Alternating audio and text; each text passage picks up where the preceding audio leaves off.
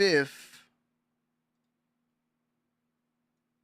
And this too, what we're looking at is not like anything that's like random. It's actually something that I got in comments about too. Yeah.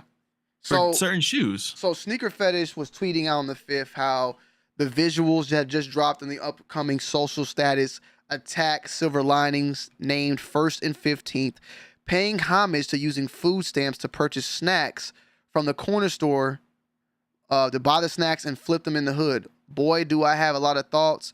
Excellent visuals per usual. Let's check out the visuals. Ain't nothing like the first. You want to watch? I mean, it's a lot. That's 2 minutes. You want to watch this or you want to? 2 minutes. I mean, you can kind of like skim through you it. can click through it. I haven't seen it yet. Yeah. So my uncle gets his disability check, and all my friends have money to spend. Who got the sauce? Who is the boss? I wanna know.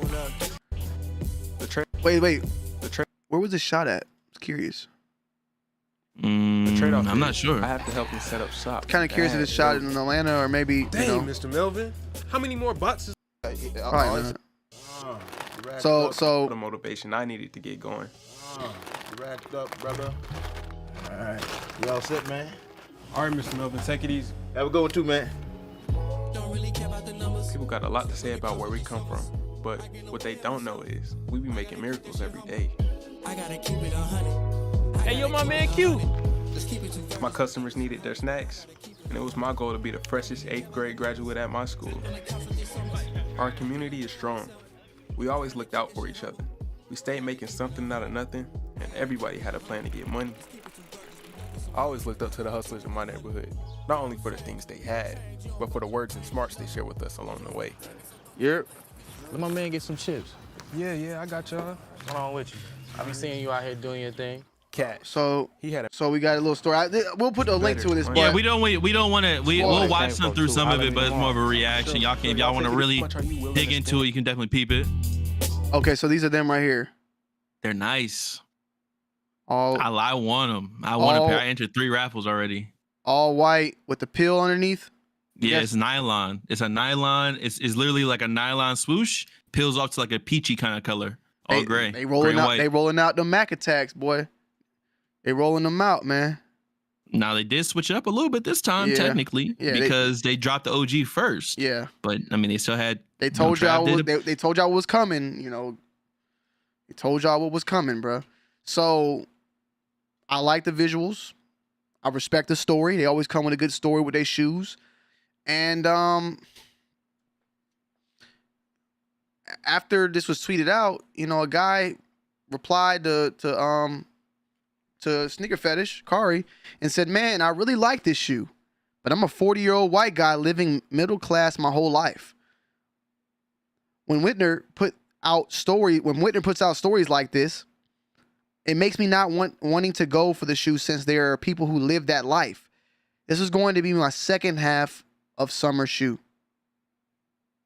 So my guy here, AC, man, salutes. You know, no shots, but you know, just say definitely no shots. But what you said is how a lot of people have felt in Bull's comment section in mine, where they feel like they can't go after a sneaker because they haven't lived that life, or you know, are not in that culture. And I thought it was a good topic in general because, it's just, how do you feel, Bull? Like, can me personally, if you like the shoe, and I honestly think I'm gonna change the title because it's not even, this is not a white and black issue. This shoe in particular, because I see what you're saying. Because white people have food stamps too.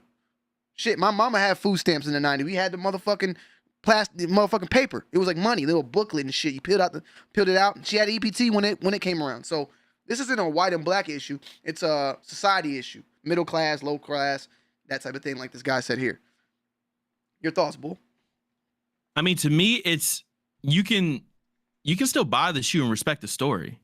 Yeah. You know what I mean? Like, and this is something that we wanted to just cover a little bit because I've honestly gotten comments on my YouTube channel before too, like, yo, like these shoes are dope. This is dope, but you know, in this specific case, I remember it was a white guy. He said it was a white guy, but I'm like a white guy and I can't really wear this. Like, nah, like you can wear it as long as you just respect the story. You can get the story and understand. You still like the shoe. If you like the shoe, you can buy and rock the shoe. All right. That's my standpoint.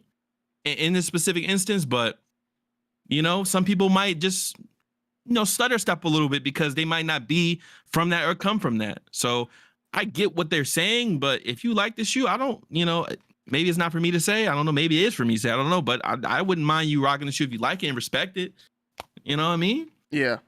Salutes to Nikki. Is that good enough, chat? I'll make sure to keep them things type of zoomed in like that because I noticed it is a little bit of a smaller screen.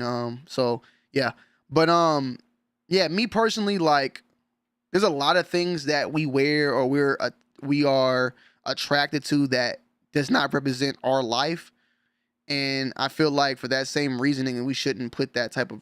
It shouldn't be like that for sneakers. Somebody even said in the chat, like, I never was on a professional basketball team, so should I not be wearing basketball shoes? Yeah, I might, you know, or I mean, this is a lot of different things, and you know, it's a difference than you. It's a difference of you rocking a sneaker, and because you like it and you respect the story, than you rocking a sneaker and trying to say you live that life or something like that.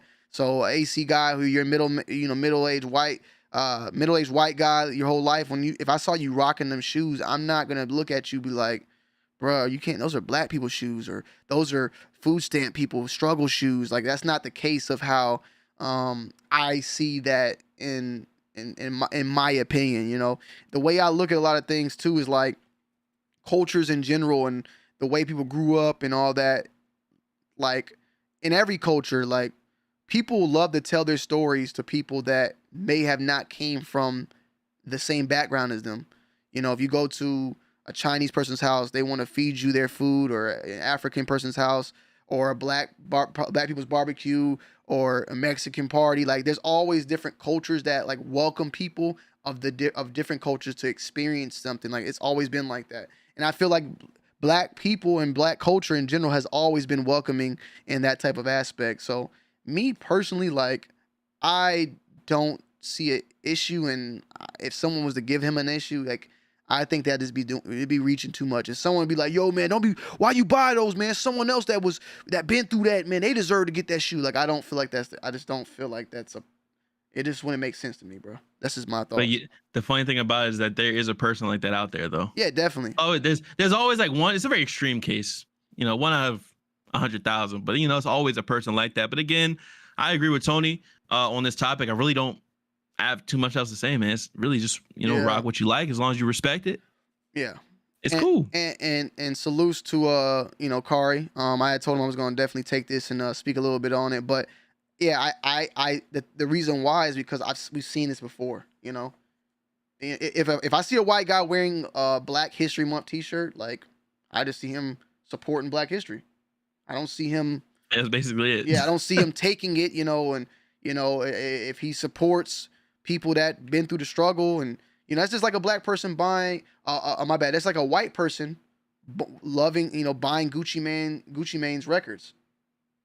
Like, they never lived that life, but they love his music because it feels real. That's what people are attracted to, realness. So at the end of the day, like, Gucci Mane ain't gonna say, man, if you white, don't buy my shit. Like, if you came from with a spoon in your mouth, don't buy my shit. That's not gonna be the case. So I feel like it's the same shit with sneakers, bro. And I would love to hear what Whitner has to say about this. So, that'd be interesting. Yeah. So we'll never hear it though, probably. No, never. But the next topic, salutes to Cousteau, man.